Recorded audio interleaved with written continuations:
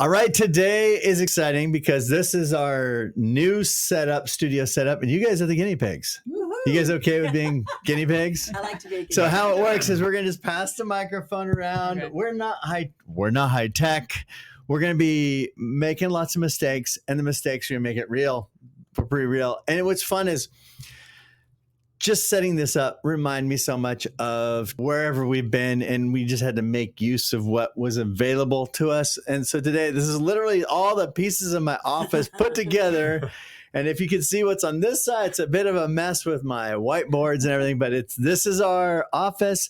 But how about you guys introduce, so it's New Day for Children. Mhm. Phil, Sharon. Sharon, and Brandon. Mhm. And we met at the event. Mhm. Brandon, Justice Crab Feed. yes, and that was amazing. So now, tell me, what are your thoughts on Bigfoot? I am actually I a met him firm once. believer. I actually am a firm believer in Bigfoot. Like shamelessly, I used to work up in the mountain. Actually, that's kind of how I got involved with New Day. But I Was actually it because of Bigfoot? no, I worked on a mountain with some of the kids we support, and multiple staff had Bigfoot stories enough to convince me. Okay, give me a story. We had a staff. Okay, hold on. Let me take it in. We had a staff come up. It's like a 45-minute drive, and half of it is like through thick woods, and he drives up and he walks into the dining hall like white, like a ghost. And he's a very intellectual kind of like staff member. So it wasn't like the guy who's always making jokes or whatever. Mm-hmm. It was a very like kind of stoic fellow. And he was like, walked in terrified. And we were like, what happened to you? And he was like, guys, I'm trying to rationalize this in every way I can, but I can't. I just saw Bigfoot.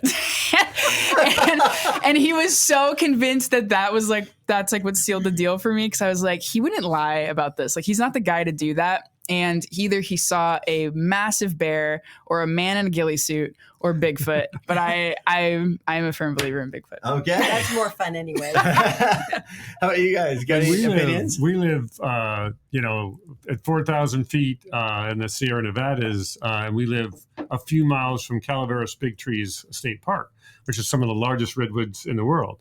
And Bigfoot is known to hang out in the redwoods. So there's sightings and pictures of him too. So he goes from Redding all the way to There's Calaveras multiple. Big It's not. Trees. It's, Well, no, it's like gorillas. he travels quickly. He's a big guy. No, I think there are multiple. I'm There's like big convinced feet. it's a big species. feet. And Sharon, how about you? I have nothing to add to this conversation. So, I think just like Bigfoot, we have all these theories and beliefs, and there's a lot of make-believe stuff about rescuing kids. Mhm. And then there's a lot of real stuff that gets diluted because there's people doing crazy stuff. Tell me what you guys have experienced as far as rescuing kids. Now we're getting serious. Sorry. No, you're good. It We was jumped. I made that up as we went, Oh, by the right. way. Well, we don't actually get involved in the rescue part. What we really believe is the rescue is incredibly important, but where we come in is after the rescue, because we believe that the rescue is not the end of that girl's story. It's the beginning of her journey to hope and healing. So that's why New Day exists. That's what we do. So from the rescue, we work with different programs. We work with law enforcement, advocates that really take that girl post rescue, and then we work with them from there. Mm-hmm. So what we do, one of the first steps is safe housing. And that's what Brandon was talking about earlier. She worked on a program not too far from here that helped kids that had been recovered from sex trafficking. And then we offer therapy as well, equine therapy, tutoring, education, medical, dental, and a whole host of other things for the kids. Because you want to heal the whole child, right? Not just physically extracting them. That's, of course, the first step, and it's crucial. But this is severe trauma. And so that's where the long-term care comes in. And we have programs from Louisiana to California. We have one in Louisiana we're going to have 5 in Texas, 1 in Colorado, and 1 in California. And we don't we don't place girls based on geography. We based on need. Some of our programs are urban. So some of the times the part of the process is they may be runners. Part of the way they deal with the trauma is to run. So we would never put a girl that likes to run in an urban setting. We would put her in a setting that gives her enough room to run. And running is just part of the process. So the programs are comfortable with that. What's running? And they just go. What's running for people who don't know what that is? Brandon, you want to talk? You've got lots of running Yes, I've got stories. lots of these.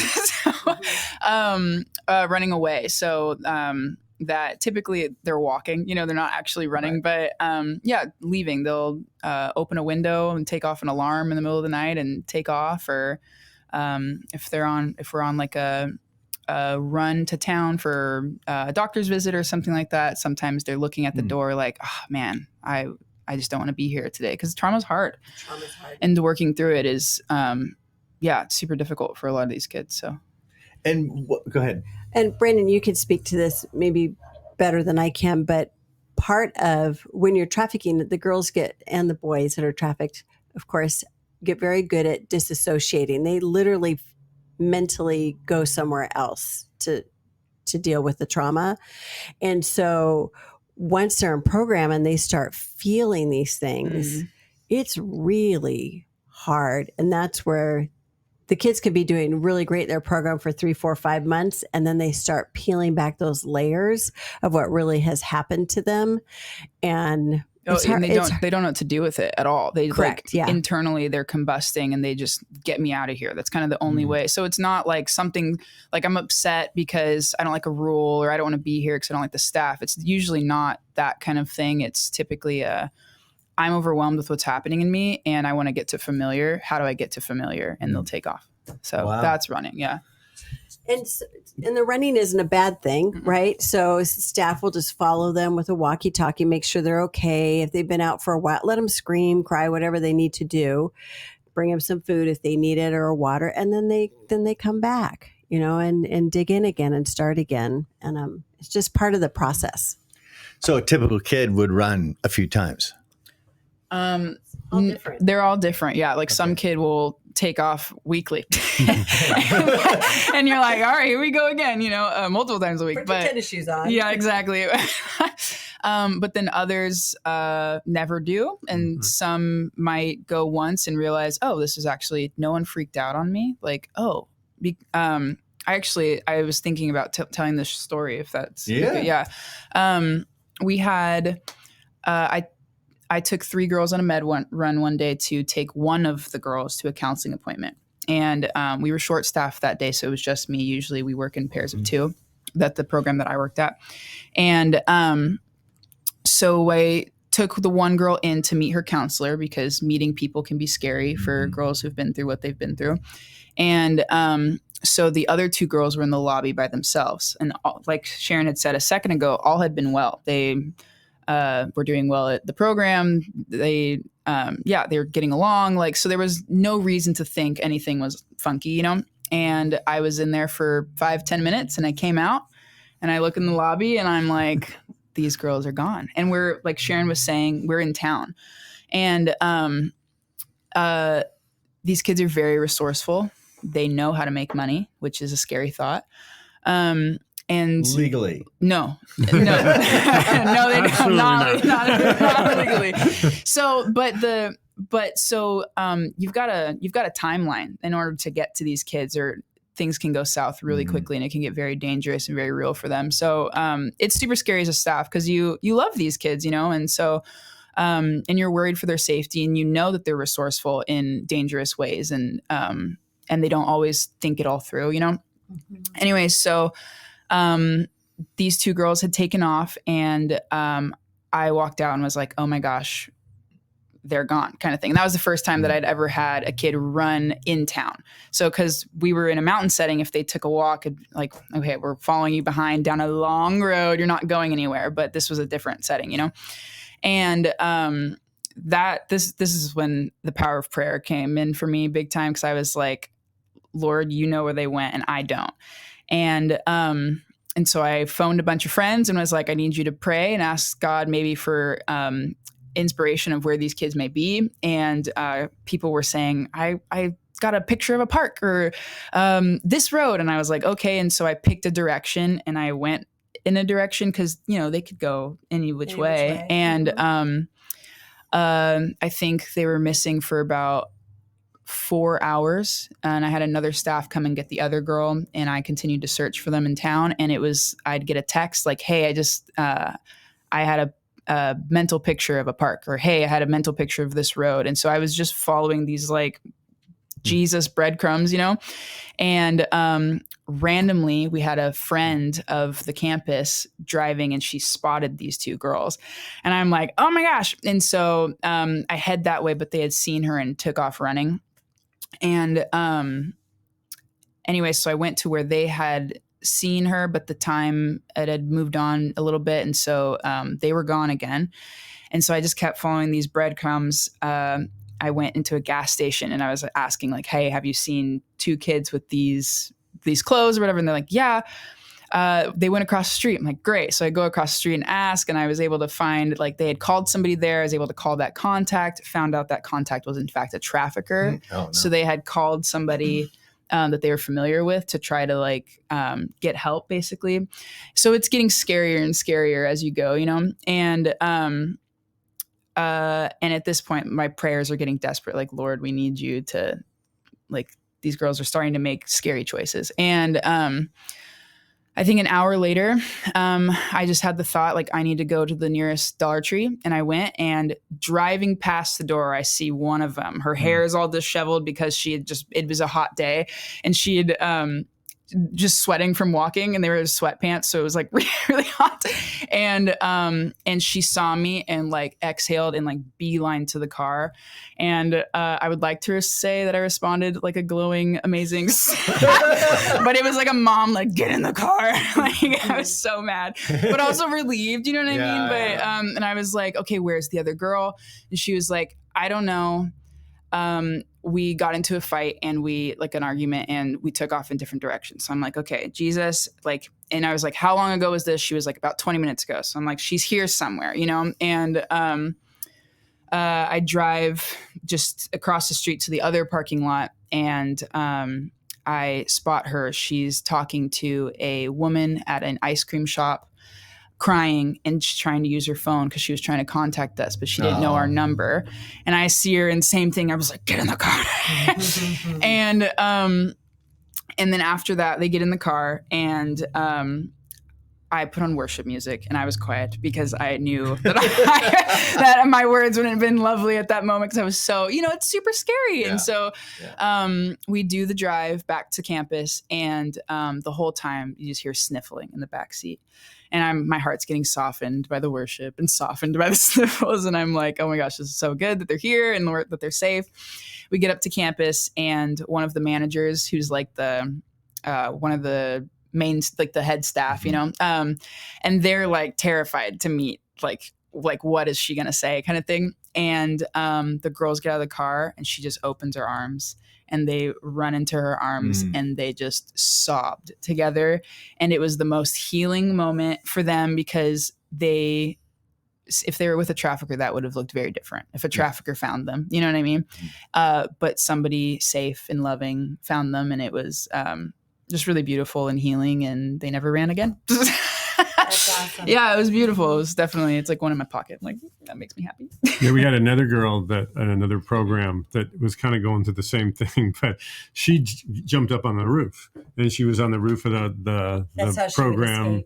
Yeah, and they got her to come down, and then like 3 or 4 weeks later, it went on, and she was going through some struggles, and she was talking to the director, and she said, yeah, but at least I didn't go up on the roof this time. I'm growing.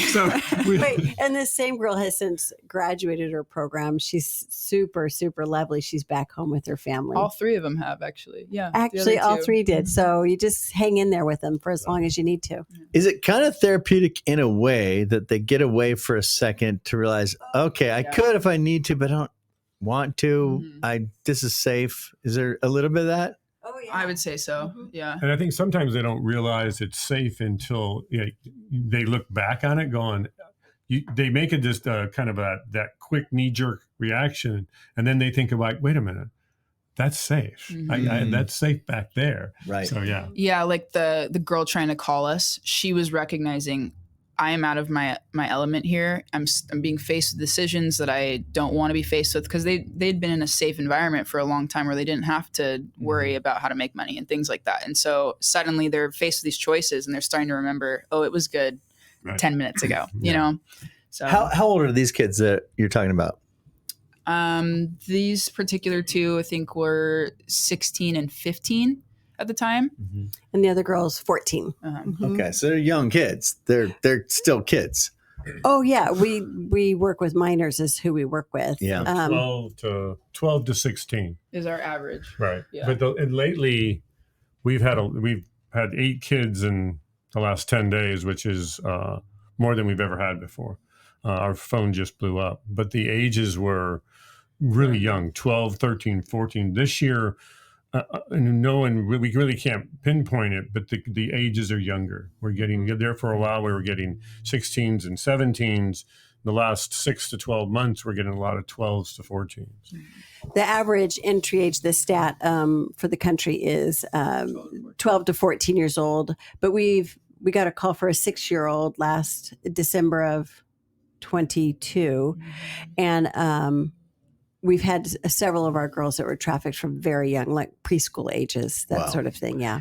And this is here in America. We're not talking about overseas. Yeah. So the stat is that 83% of all people being trafficked here in the United States are American born, and 1 in 4 is a child. And so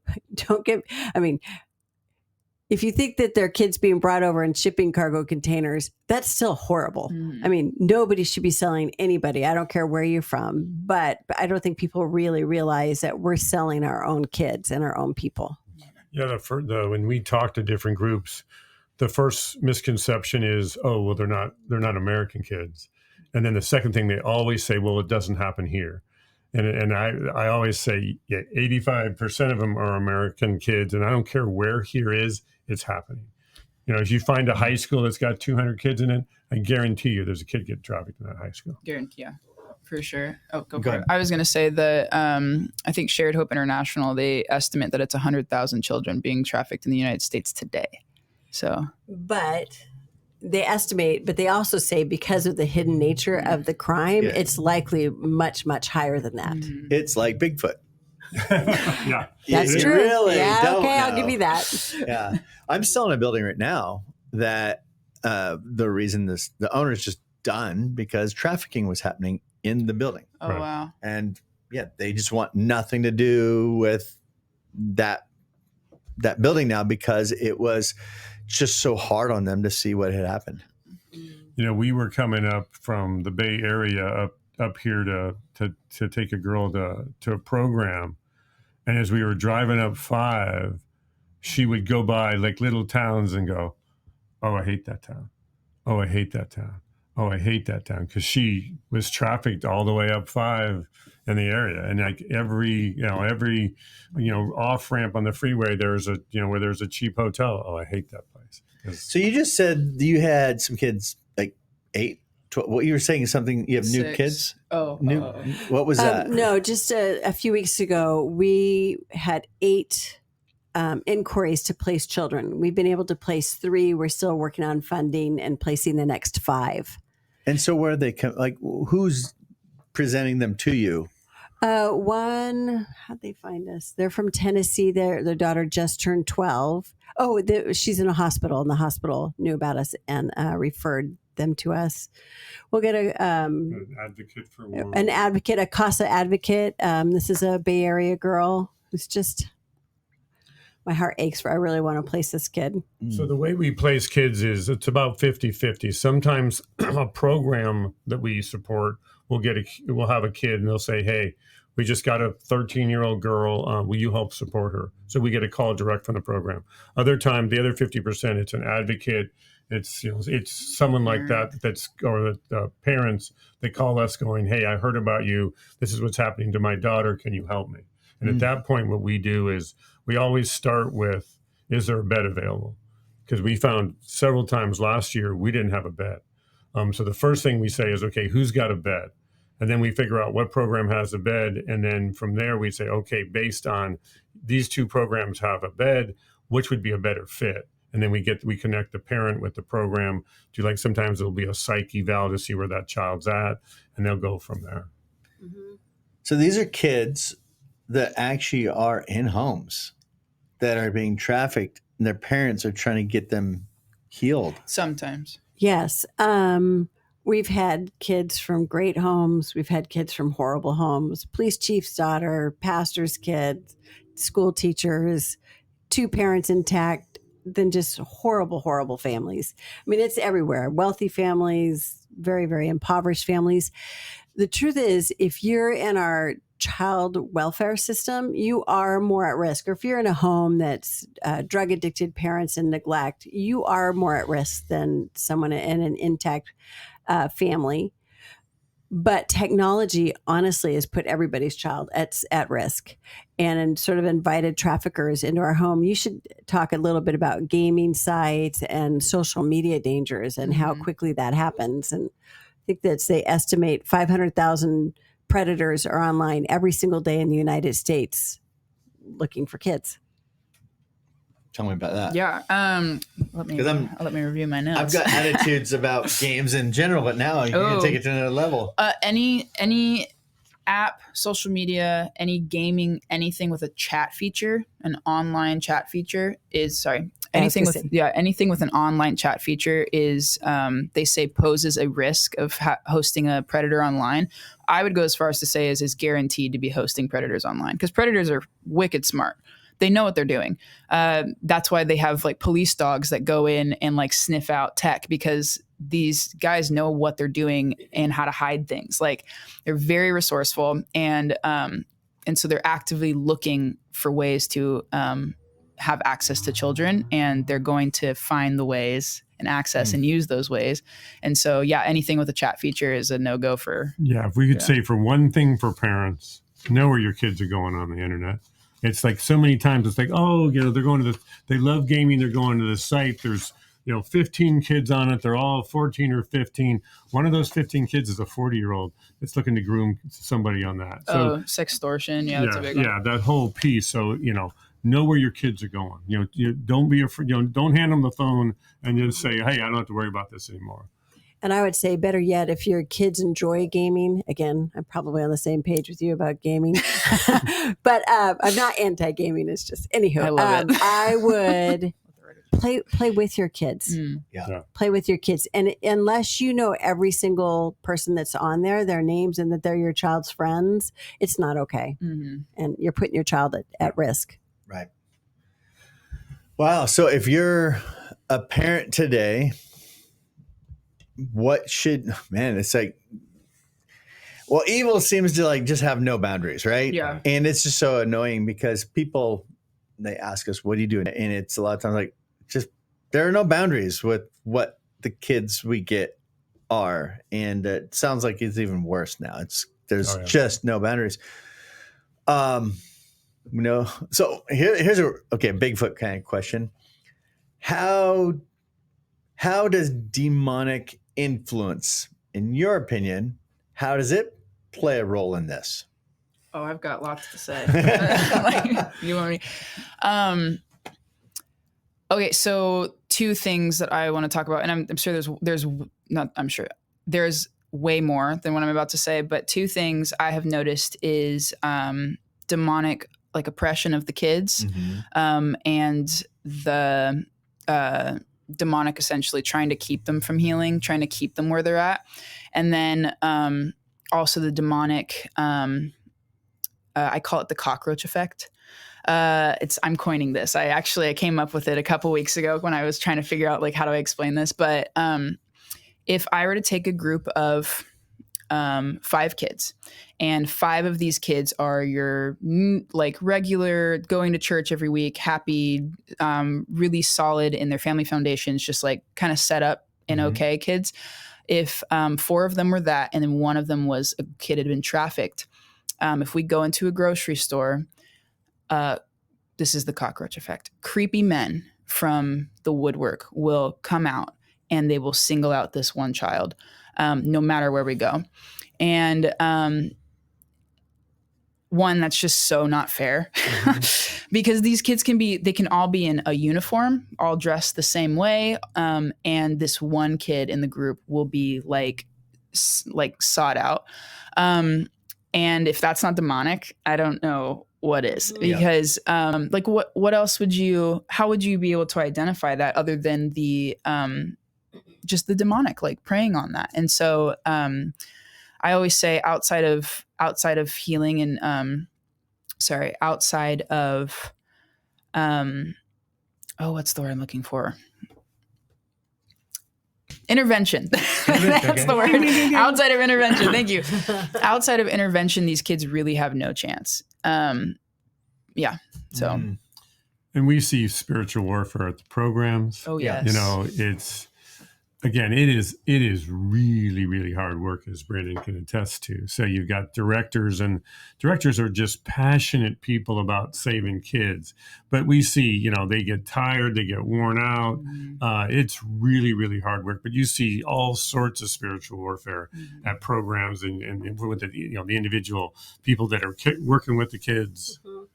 And because of this, a few years ago, New Day for Children started paying for therapy. Or spiritual counseling, whichever they choose for the direct care staff to help avoid compassion fatigue, secondary trauma, that kind of thing. And I would say too, I don't know if this is a rabbit hole, but that's what this is all about. Sharon lives in rabbit holes. I love rabbit holes. But we were just talking about, the demonic and stuff like that. But traffickers choose a target. So let's say I'm a trafficker and I choose you for whatever reason. I see a vulnerability in you and I've chosen you, and they're incredibly manipulative and patient. Oof. And so I don't even know you, but you're on the bus every day at whatever time. So I'm going to get on the same bus. And then I'm going to sit closer to you and closer. Then we're going to start talking. Anyways, they develop a friendship and I'm going to gain your trust. And then I'm going to meet some sort of need, whether it's financial, physical, relational, emotional, parent, be your parent, whatever it is, I'm going to meet that need. And then I'm going to isolate you from your support system, your family, your friends, your community. And then after a certain amount of time, I just have this one little favor to ask of you. And it's just one time. And if you loved me and I've done all this for you, and you can imagine an adult can completely manipulate a child. And once they've done that, you can't go home. I mean, what would your mother say? I mean, you're dirty now. Or we had one of our girls who had never had sex. She's 14. I won't go into the story because it's quite graphic. But the guy said, I know where you live now and you have a little brother and sister. So you choose. Ugh. And she did whatever he said for almost 2 years because she's a 14-year-old kid with a man who had done horrible things to her, who threatened her brother and sister. And if she told anybody. So it's quite the process. Sorry, I'm going to go on a little bit. Oh, go ahead. You want to? Oh. So like in Sound of Freedom, it was such a well done movie, and it was, it was a story of kidnapping. So if we use our hand, gotta see where this goes, to talk about how kids are trafficked, only about 10% of kids, in fact, I think it's less than 10% of kids are that kidnapping is involved in their trafficking. So that's one extreme. And we've had those. Our very first girl was a 9-year-old walking home from school back in 2009. So that's one extreme. The other extreme is your pinky. And that's like, oh, I'm 14, 15 years old. I'm having sex. I might as well make some money. And they're self-trafficking. And I'll say two things about that. One, a trafficker often ends up picking them up. And two, these are kids. They may be making bad decisions, but they're still children and they deserve to be loved and provided for and cared for. So those are the two extremes, but most of it happens in the middle with the grooming and whatnot. Yeah, 80% of kids that are being trafficked know their trafficker. It's that grooming process. Yeah, or come to know them. Yeah. Okay. Mm-hmm. Well, if anybody ever wants to experience real demonic influence, it feels like anytime you get in this world. So a couple weeks ago now, I had a friend who needed a lot of help. End up having to spend the night in a hotel to make sure he wouldn't run.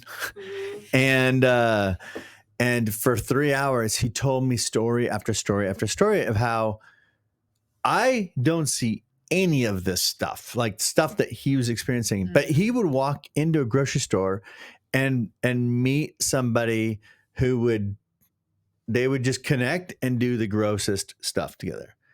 And they're like, there's that cockroach that right. magnetism, somehow they can see, they spot each other who are weak, and they definitely, so his problem is he had these medications and he lost them.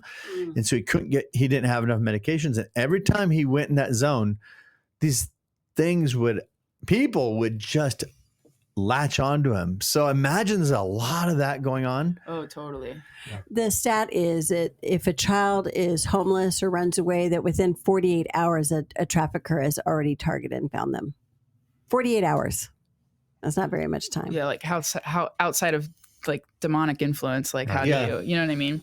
And are you going to talk about child sexual abuse material, CSAM as well, just what we're watching. And I think something that we need to have the conversation about, the stats I've read, and I haven't done a ton of research, but the stats I've read is just as many Christians are watching pornography today as non-Christians.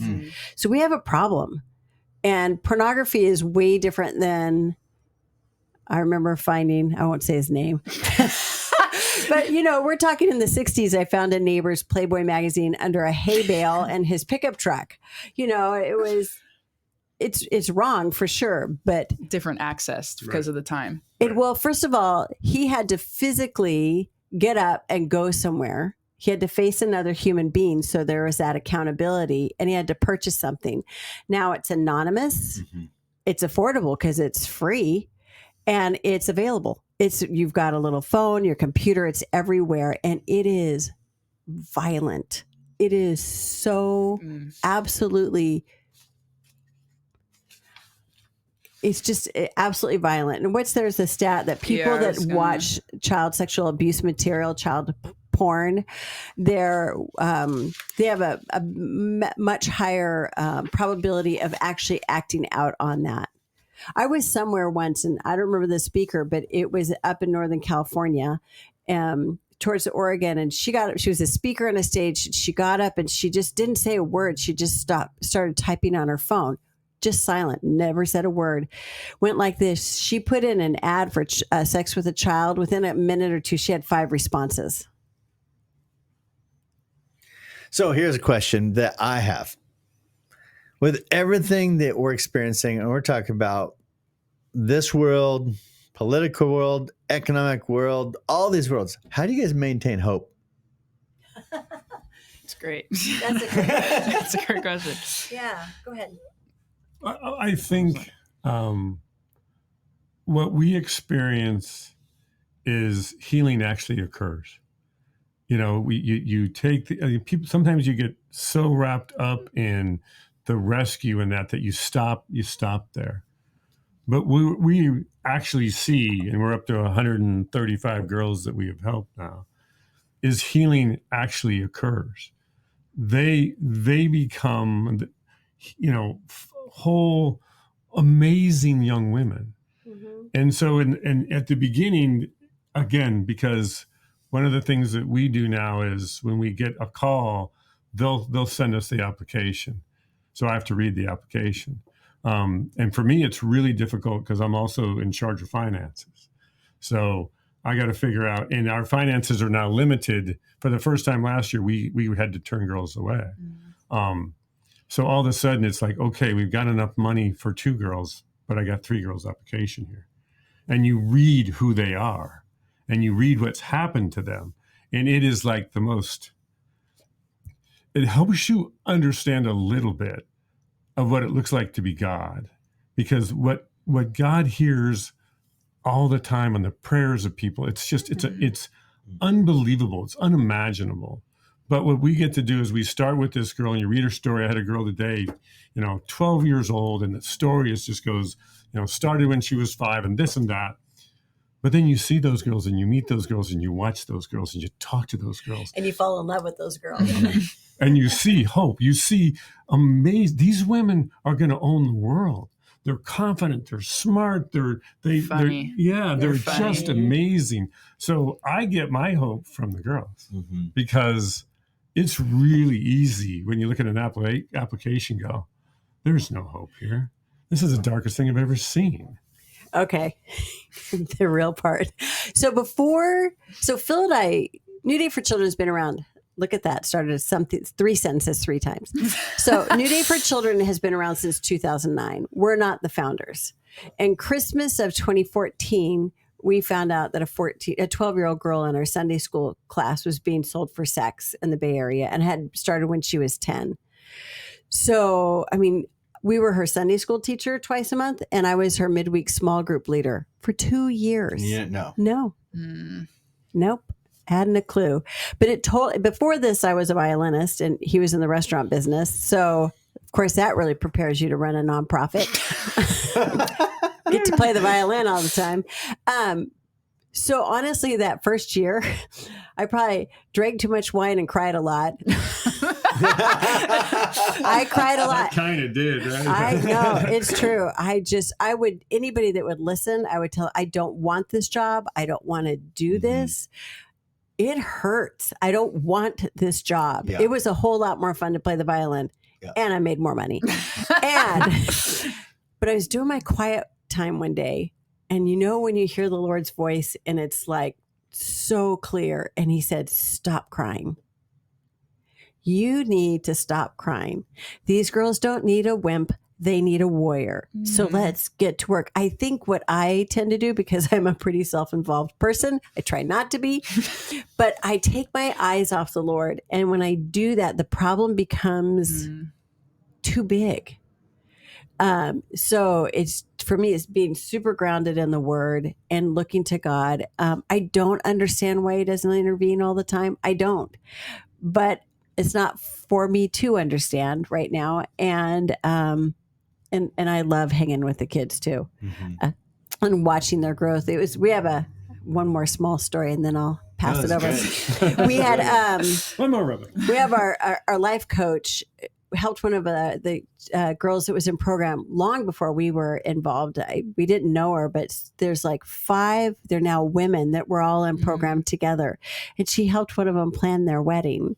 And then they got an Airbnb together. So all these 5 women, and they're all doing well, very differently, but they're all doing really well. This was before your time. Yeah. And it was just like, Lord, that's cool. Because it is just not about that one girl, that one person. It affects her family, her community, who she chooses to marry, what kind of mother. We're talking impact for generations and generations, which is pretty powerful. Right. Yeah. Where do you find hope, Brandon? So as like a former staff, it was really cool to because I would be there when they would show up. So sometimes it was like, well, this girl was rescued 2 days ago and now she's here, and so you do get to see from like day one to the end of their stay, or however long we would have them for. And they would always show up really distrusting, really fearful, reserved, all of those things, and by the end of their stay, completely different. And so that was amazing. And even just like the little glimpses, like there was this one, I tell this story all the time, but we had this one girl, she was from the Bay, very rough around the edges, a lot of slang talk and the occasional curse word more frequently than occasional. When this girl started out, similar to like how they would run, sometimes these girls will sometimes display intense tantrums is what we would call them. But this could look like breaking a window. This could look like breaking furniture. This could look like attempting to break someone's face, so this could be all across the board. But there was this one day there was a big, beautiful pond at this campus, and we were catching bullfrogs. and girl from the Bay has never caught bullfrogs, you know, and getting to see her inner child come out. She like gets up, and she's all of her friends at this point have caught a frog, and she's like, at the time I was Miss Pruitt. I'm Miss Skype now, but she was like, Miss Pruitt, I'm gonna catch a bullfrog. I was like, you catch a bullfrog. And so she like gets up in the grass, and it's really tall, and she like moves the reeds, and she like reaches in, grabs the frog, has it in her hand, and goes, ah, and like chucks it, right? And then she like does the dance like, ah! And then she looked at me and goes, oh, did you see me? Did you see me? I had it in my hand. I caught a frog. And it was like a 2-year-old, you know what I mean? Like that, like innocent, joyful, just pure child. All the slang talk was gone. Like it was just child perfection. Right. And like that moment always guts me, because I'm like, if that's not a glimpse of healing and just being like, so those kinds of moments really fueled my hope. And then the Lord, like, you can't do it without Jesus. Okay. Some of those days were rough, but I have a video on my phone, and it's like 4 of the girls on this in the same pond, and they've got a rowboat, and they've flipped it over, and they are laughing so hard. It's that same kind of, this is what kids should be doing, you know, not what was done to them. Yeah. And then I have another video, and they were welcoming a new girl, and there's 4 or 5 in a room they could have an animal at this particular, so they had their dog, and they sang over and over again that Peter Pan, something that Wendy Darling, it's the Neverland song. They sang it, and they were just singing to make this girl feel welcome, because you're in a new place. You don't know what to expect. You're far, far from home. And it was just really fun to see the kids just singing, and anyways, fun. So I have 4 kids. So our 4 kids are completely different. They came from the same mom. They came from the same mom and dad. Same blood, everything's the same, but they're completely different. I imagine you've got all kinds of personalities here, but what are some basic things you see? Like, this is what, like, here's some basics. This is what we need to make sure that we come across with the kids. Have you guys come across like some basic principles that you guys have kind of followed with these kids? Like in terms of, can you give like a little more? People want to put all kids who have been trafficked are like this. Everybody thinks there's everybody thinks we rescue orphans. Like, no, they're across the board. Evil has no box it plays in. It's all over the place. But there are some basic principles that I've seen personally. I'd love to hear from you guys. Basic principles, you get way off sometimes with like strategies, but then we always have to come back to this. This is one thing that we can't get away from. So we partner with 7 programs, right? But this one particular program that I worked with, we had a very concrete set of boundaries. So, so parameters, and within those parameters, they could weave and flow however they wanted to. But at the end of the day, like, you can't cuss out your staff without some form of consequence. Right. This particular program, the consequence would be they either lost some allowance money or they would get some lines. So they would have to write standards like back in the day, which they hated. And they were always really good lines. They would come up with the best lines to go with what it was. Sometimes it would be like their favorite rap song, and by the end of it, they like hate it,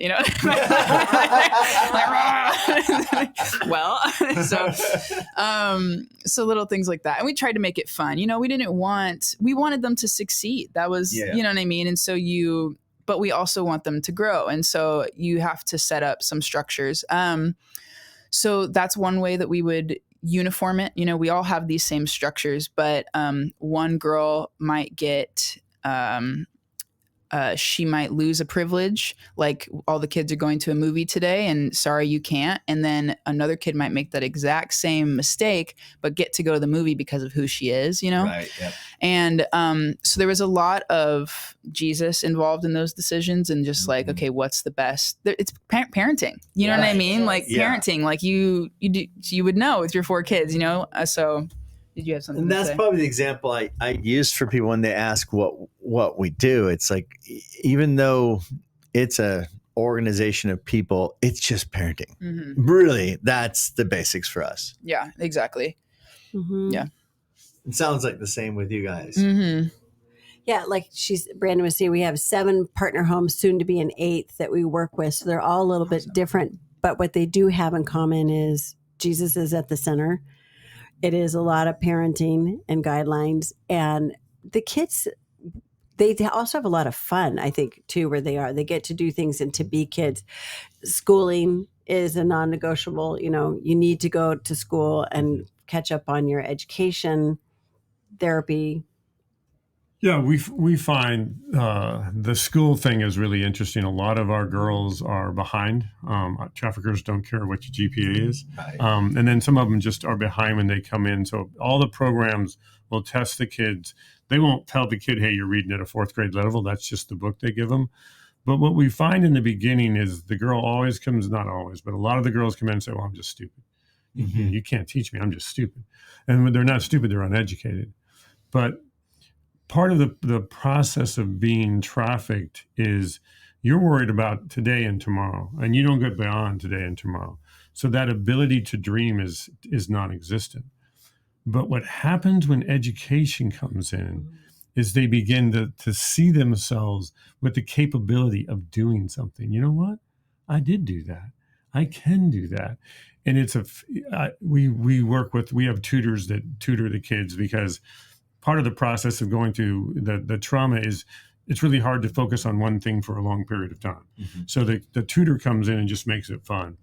And it really, makes it fun to learn. And as they begin to learn, they begin to dream. And they begin to say, you know what, I can do this. And there's a physical change in how they carry themselves, how they talk. They sit up straighter. They smile because they begin to understand, I am a person of worth, and I can do this. And they always have crazy dreams that they want to do, and they want to be a brain surgeon, a lawyer. But it's just that process of, I am a person of worth that is worthy enough to be able to dream about who I want to be. And it's so cool. My favorite line that I've heard from one of the kids is, I'm not stupid. I just needed help. Yes. Very good. Yes. We have one of our programs has really embraced the tutoring, and all their kids are in tutoring. And when we were visiting a few months ago, when we were getting ready to leave and go out the door, one of the staff stopped us and grabbed our hands, and she said, I just have to let you know that tutoring has been the biggest game changer here in years. We've never seen something be so impactful for the kids. They have 2 kids and it's not just academic healing, which is important, right? Mm-hmm. The Lord gave us a brain. He wants us to use it, and he wants to invest in that. But it's more than academic healing. So 2 of the girls graduated high school or did their GED equivalent at like age 16, and both are still in program attending junior college online. Oh. 2 more are almost graduated and ready to start junior college. So cool. And then a 5th one is starting to enter in that same thing. But it's just the confidence that it breeds in them. And like Phil was talking about, just to dream about a future, and something that you could become or be, or that you're smart. So you're really running a school. You have a school within the not programs do. The programs do. We don't. Yeah, we support, but all the kids.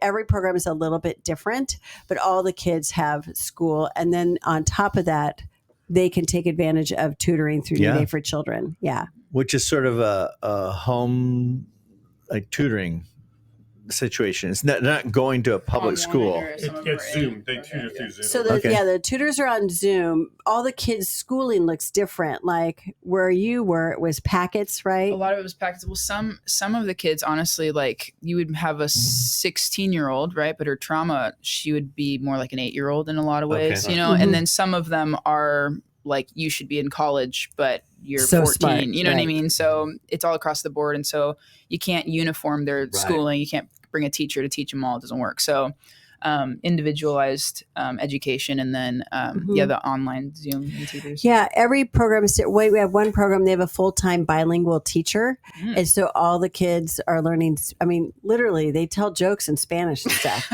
and they're all from 6 months, like we didn't see him for like 5 months or something. It was like, wow. Go ahead. Yeah, we got to this program and it was crazy because the kids learned that they were going to get a Spanish speaking girl that was going to come join them. So they were putting up Spanish words on the walls and they would learn Spanish. Trying to learn in order to they prep would for learn this among girl. so the kids. They The wanted girls to did welcome her. it. Yeah. So we got to The other girls. The other Yeah. girls did. So it. we They got to found the it. program and they all were talking and the Spanish speaking girl was talking and obviously told a joke because all the other girls laughed. And I thought, that is so amazing that That's in a matter fast. of like 3 months, the girls that were in the program anticipating the girl coming taught themselves how to speak Spanish to Wow. the point of laughing at her jokes. And it was so cool to watch. Well, and there are teachers bilingual. So Right. now there's 10 girls there. One is Spanish speaking, but her English is now very, Nice. very good. And then the rest are doing quite well in their Spanish. And then we have another program that the kids actually attend school. It's about 20 minutes from them. And it's a beautiful, beautiful campus. I won't say the name of the school, but they let the kids attend tuition free. They're all scholarship. They have trauma informed teachers in their classroom. They have like a meltdown room. I don't know what you would call it, but you know, A if you're- cry room. yeah, cry room. If you just need some space, and it's a beautiful, beautiful campus with old buildings and rolling hills. And then as they catch up in school and as they heal, they can go out for the track team. They can join the chorus or whatever it is. So every program is just a little bit different. So I think I'm starting to get an idea. So you are raising money for different programs. Right. Okay. For families of American children who have been sex trafficked, because most people couldn't afford the care for this specialized care. So New Day exists for 3 reasons. Do you want to cover this part or? Okay. For one is if That's our shtick. so It's usually my borrowing.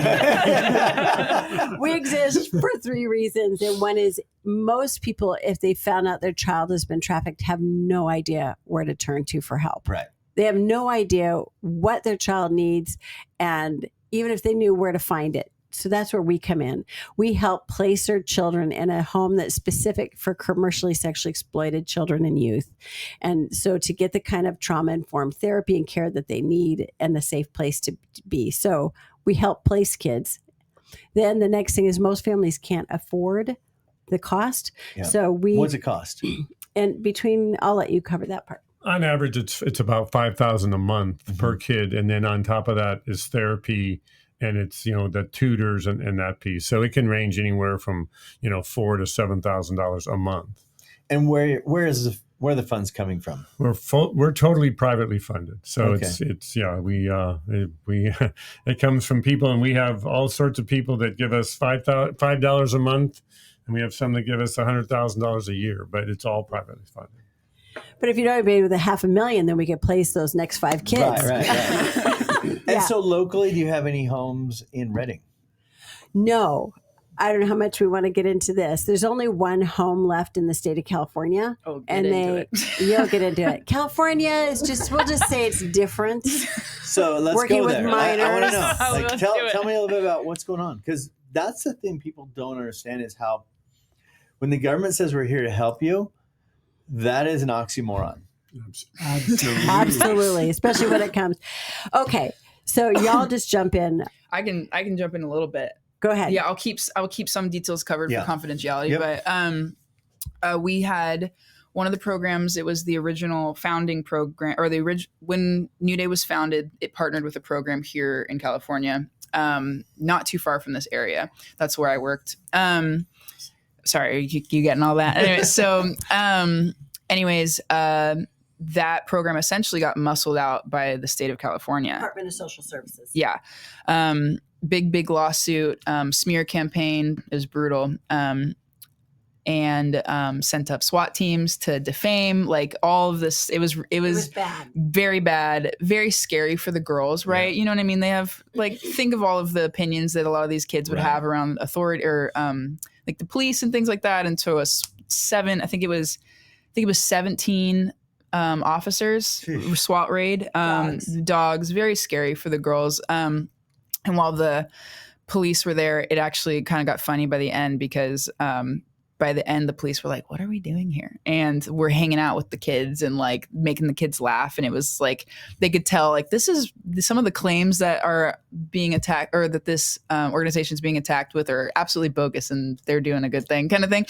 And so there was actually some fun redemption there. But anyways, at the end of the day, California pushed them out of the state. And so they had to relocate. Yeah. And they were the last home of its kind that worked with trafficked kids that was still open here.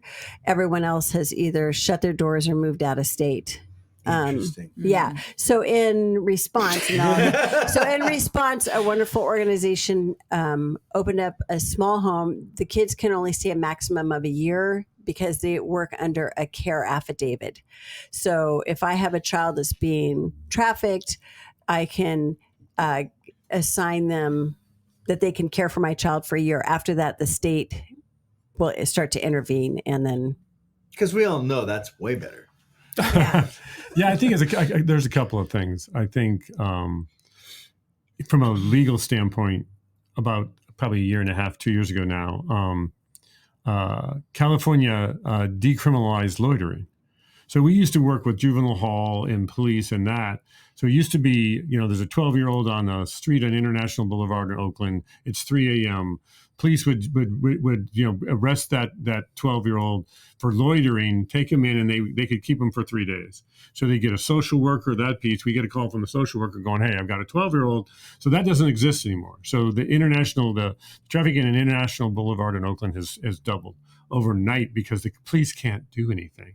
That 12-year-old can sit on that street corner all night long, and legally they can't do anything. So that certainly is from a pure legal perspective. It's very difficult to do anything about it. But I would say that I think God used that because we used to have one program in Northern California.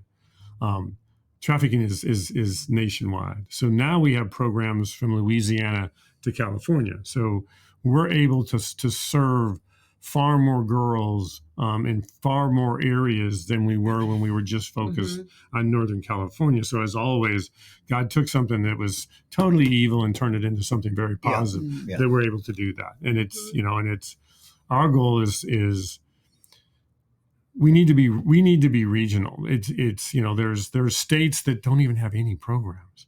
I mean, we seek out programs and then we introduce ourselves and we start funding those programs.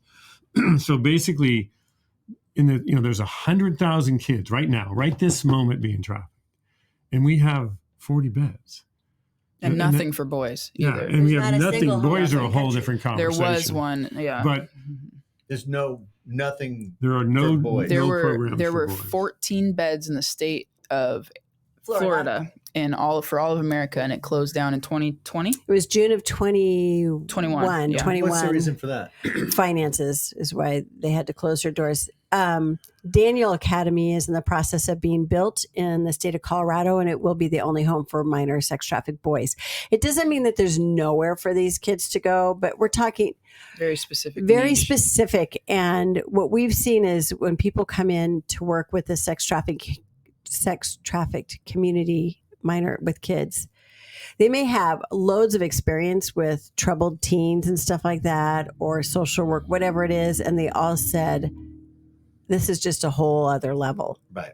It's just a whole other level of trauma and issues. So God bless all those people that work with them. Teen Challenge is a different version of. Teen Challenge doesn't take minors in California. It hasn't for years, is my understanding. I don't know. I'm not. Yeah. If they do now, it's new. Years ago when I looked into it, because I thought, Teen Challenge, but they had a home in Nevada. I don't know if that exists anymore or not. There's a lot more programs for 18 and over because it's just easier. It's much easier. It's much more financially. Legally. Exactly. Yeah. There are very, very few that want to step into that minors. It's just. So where do they go from 12 to 18? Right. You know what I mean? They're just, think of all those issues. It's a done deal. Most of them, one of the statistics is by after 7 years from the point of entry is their life expectancy. Yeah. Right. So if a child isn't removed from the situation, their life expectancy is 7 years. So if you're 10, you're gone by 17. Right. Oh my. Yeah. Wow. Yeah. So with the kids you guys are seeing, how do you have custody right now with these kids? Is it the parents are giving custody? No, Yeah. the parents they retain custody. Okay. Except for that one California, they just work under a care affidavit. I'm not sure about all the legal ramifications, but they still have custody of their child. So in California, they won't let parents do that. Even if they could afford paying for it, they wouldn't allow their kids to do that. I'm not quite sure I'm understanding. So California, so right now we have some kids from the Bay Area, so they can go to these programs out of state. There's just no program in the state except for the one which has select rules. And how California works is they do have group homes, but one of the challenges, one of the things to allow a child to go to a group home in the state of California is they have to be allowed to have a cell phone. So what will happen is the trafficker will drive up with a girl that he's trafficking, and he will tell that girl, "You go in. If you don't come out with somebody else, we're going to have a problem." So they become breeding grounds because traffickers use them because they know, hey, go in and find me a girl, because they come and go and they can have a phone. Well, the bad guys have the phones. That's where the problem began in the first place. So that's a real challenge. Wow. Wow. Yeah, I have a million is sassy right. comments and I'm keeping them in. I'm like, Well, you have to kind of joke about it or get pissed. That's my default. I mean, both. Make because it is ridiculous if we're not protecting these kids, and it's evil for not protecting these kids. Well, what we've noticed the trend, and again, none of us are attorneys and stuff like that, so just take it.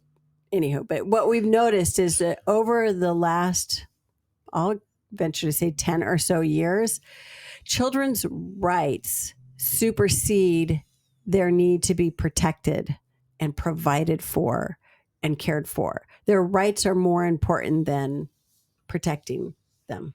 oh yeah, I'll speak to that. I was talking about this the other day, but if I had as a staff, so I understand that there are times where a kid is from an abusive situation, and if a parent hears that their child is sexually active, the parent could freak out. So I understand those situations do happen, but as a staff who is dealing with a trafficked kid, and we go to the doctor and the doctor is like, okay, you can ask your staff to step out now.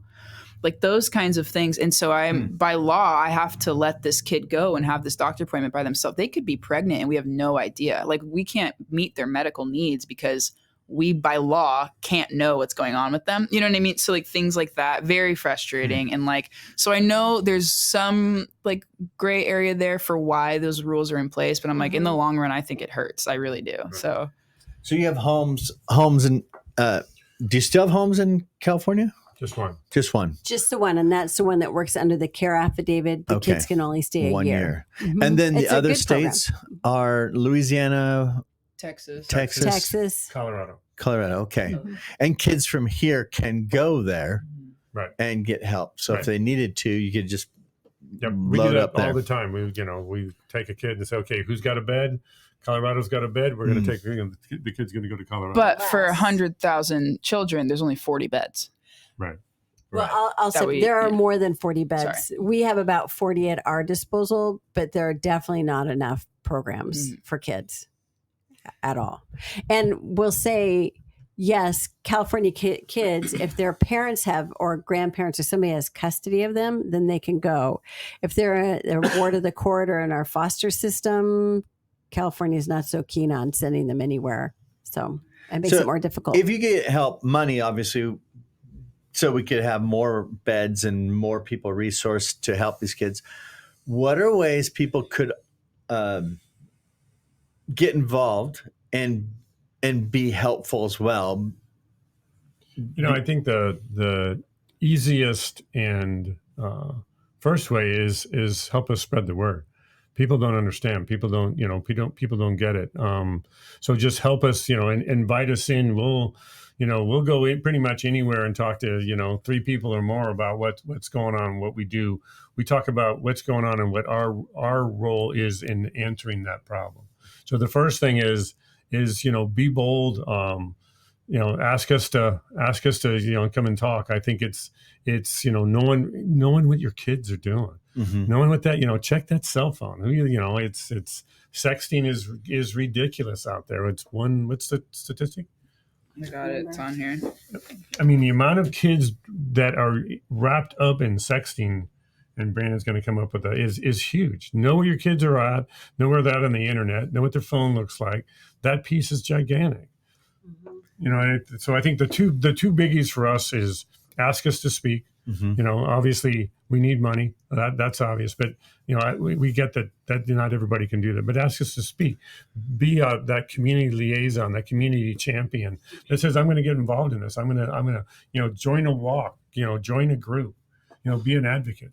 And I'm going to say that everybody can give. And it doesn't have to be, I'm not talking just about New Day for Children or Rescue Kids. Everybody has something to give. And I think if I had something I want people to know, this can seem overwhelming and like you can't make a difference.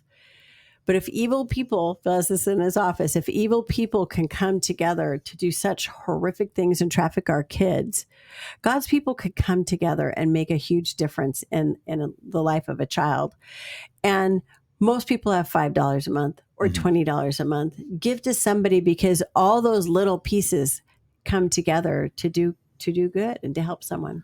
So say I have this magic wand, boom, poof, we have $100 billion available now. Woo-hoo! So what's our weakness now? Where is the lack now? That's a y'all question.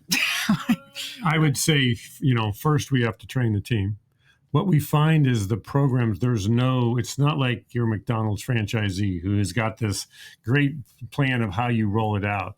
What our programs are really run by is passionate people that have that have a dream to help kids. So it would be, training and really developing consistent programs and consistent training from state to state. It would be identifying different programs and growing the number of beds.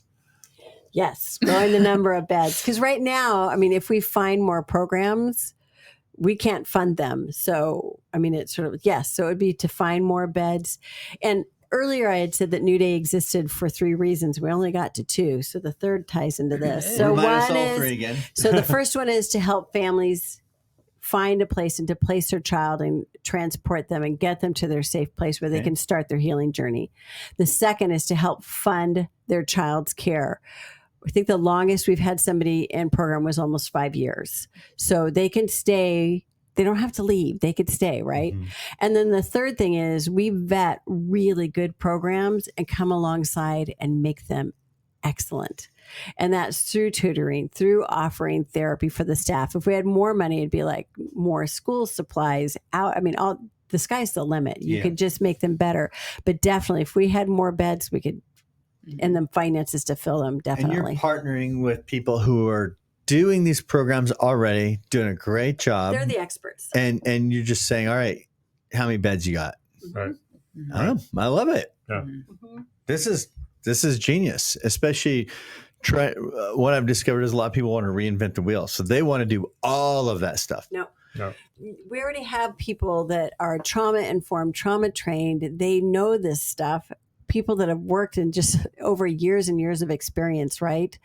So again, they're the experts in this. Let them be the experts. Families are lost. It's always a panic. Everybody's flipping their lid. They're just freaked out about their kid. So it's a good relationship. Go. And what I would say is we firmly believe and we are passionate about trauma doesn't end at 18. No. Trauma doesn't end at 21. So what we do and what we will always do is we walk with the girls as long as they want to walk with us. So if we started 14 years ago and the girl was 13, she's now 27. but she still needs therapy. She still needs, so we walk with those girls. We have a life coach that works with them, but we will never walk away from them. We'll never say, hey, guess what? You've graduated. There's no such thing. Yeah, your trauma's done. Because trauma is going to manifest different at 18, and then all of a sudden they start to date, and then I get married at 21 or 25. Well, then I'm going to trigger differently, and then I have a child. I'm going to trigger differently. So we're going to walk with that survivor as long. When they quit calling us, we'll know, okay, we're done.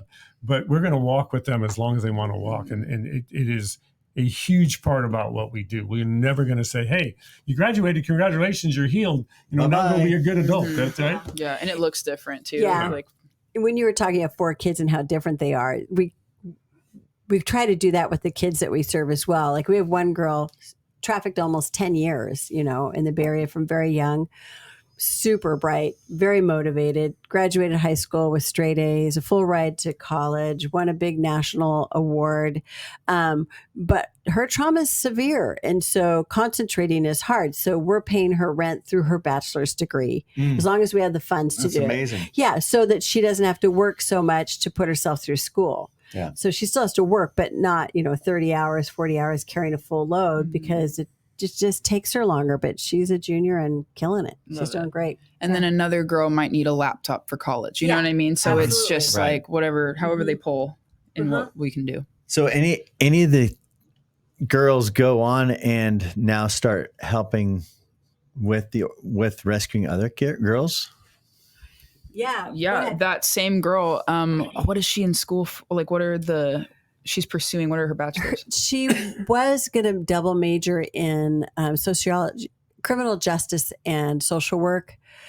She's thinking maybe she doesn't want her whole life to be about trauma, which I think is brilliant. I agree. That's fair. I think it's really fair. But they have come back and spoke for us. We've had alumni that come to horse camp to talk to the kids that are in program now at horse camp. We've hired 3 different people over the years to do different things for New Day for Children. When they needed work, they went on to get different full-time jobs, but we've hired people. Anyways. Never mind. It I hate that. I was in and then it was gone. Yeah, our webpage X number of years ago was designed by a survivor and helped us build it. So and now she's knocking it in the marketing world, doing a great job. So yeah. Oh, I was gonna say even girls in program, even as kids, they will. For example, a lot of them won't share like what happened to them, or a lot of them won't identify their traffickers because for whatever reason they have like attachment to them or trauma bonds, those kinds of things. But a lot of them will speak up because this could be happening to another girl and I want her to be safe too. Yeah. And so they will identify them for that purpose, which I just think is really cool, like them advocating for one another in that way, So it might not go on to be forever and ever advocacy, but there's like moments where they're like, oh no, I'll speak for that because so. Well, I absolutely love this. This is great. And it's been such an honor to connect, because I think we're going to probably spend some more time connecting down the road with what you guys are doing. I can't wait for you to meet my wife, Anita, and to have her hear your heart as well, because we're heading into a phase similar to what you guys are doing of we don't want to have to build everything. Let's equip the people who can do these things. So I love it. Yeah. Really love it. Thank you. People want to connect with you. Where's the best phone number, website, social media? What was it? Email info@newdayforchildren.com. No, more info. So Brandon's the communication. Communication question. Okay, so it's more info at newdayforchildren.com to email us. You can check out our website at newdayforchildren.com. Yes, we're on social media at newdayforchildren.com. So just look that up. New Day for FOR, not the number 4. New Day for Children. Yes. And then if you can see in this, I don't know if you can see it, but we've got a fancy logo. So oh, wow. Yeah. That's how you know it's us. Well, I just want to pray for this, because I know that there's going to be things trying to sabotage our technology. So Jesus, we ask for your blessing on this. We ask for your your wisdom and your guidance in this process of everything we're doing to rescue your children. And we ask that you deliver them from evil, you protect them, that we would be also protected. And this technology and the things that we're building, the video, the sound, everything would be protected as well. Deliver us from these evils. And God, let us really put a dent and intimidate hell the same way that Muhammad Ali went all 8 rounds and put George Foreman on the mat. Thank you, God. Amen. Amen. Well, man, that's great.